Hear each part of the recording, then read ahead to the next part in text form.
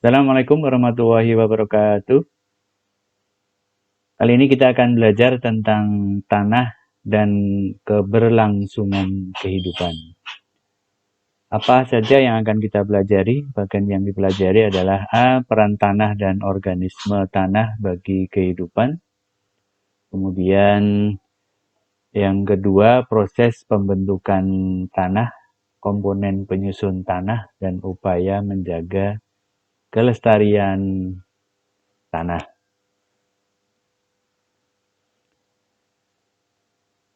Kita pelajari yang pertama, peran tanah dan organisme tanah bagi kehidupan. Apa saja yang kita bahas? Satu, peran tanah bagi kehidupan. Kemudian dua, peran organisme tanah bagi kehidupan. Peran tanah bagi kehidupan. Yang pertama, tempat hidup organisme tanah. Seperti pada gambar ini, kalian bisa lihat. Salah satu yang ada dalam tanah itu adalah cacing. Kemudian B, penyedia keperluan manusia. Apa saja di situ? Tempat tinggal dan melakukan aktivitas tentunya ya. Sebagai bahan bangunan untuk membuat rumah. Kemudian penunjang kehidupan. Bahan baku kerajinan dan perabotan rumah tangga. Kemudian tempat tumbuhnya tumbuhan dan hewan. Kemudian yang ketiga, penyedia dan penyaring tanah. Kemudian yang kedua, peran organisme tanah bagi kehidupan. Apa saja perannya? Yang pertama sebagai dekomposer dan detritivore. Kemudian yang kedua, pengurai polutan dalam tanah. Yang ketiga, pencegah penyakit tanah. Yang keempat, pereaksi kimia dalam tanah. Yang kelima, pemberi pengaruh terhadap tekstur tanah. Kemudian yang berikutnya adalah pengatur kegemburan dan struktur tanah.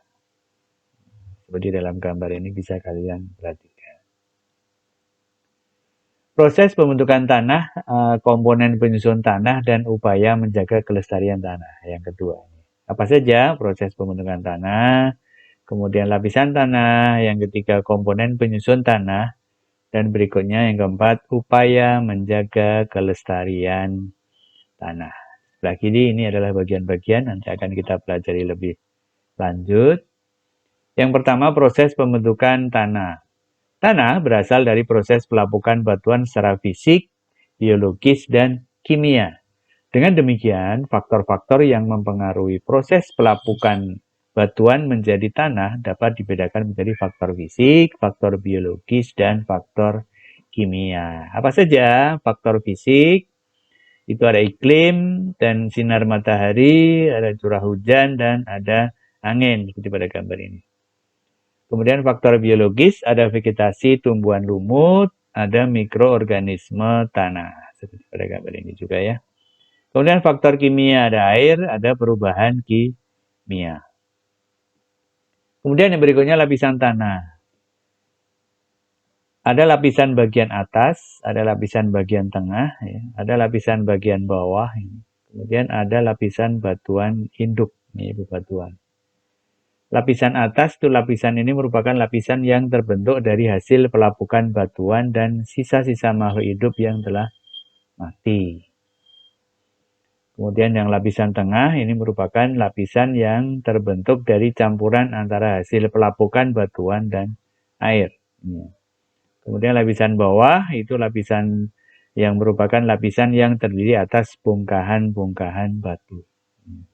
Sementara yang bagian bawahnya lagi lapisan batuan induk.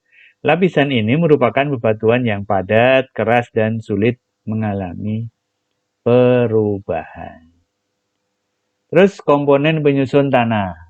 Komponen-komponen penyusun tanah antara lain ada batuan, ada udara, ada humus,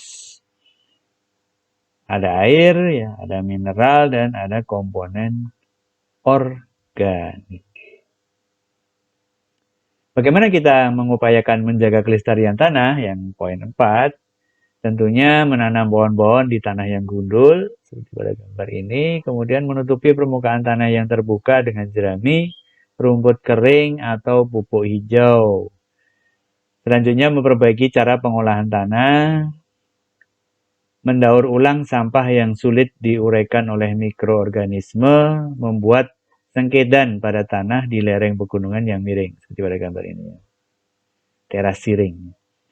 Mengurangi penggunaan pupuk kimia, jadi yang alami saja. Demikian konsep tentang tanah dan pemanfaatannya. Kami ucapkan terima kasih, semoga bermanfaat.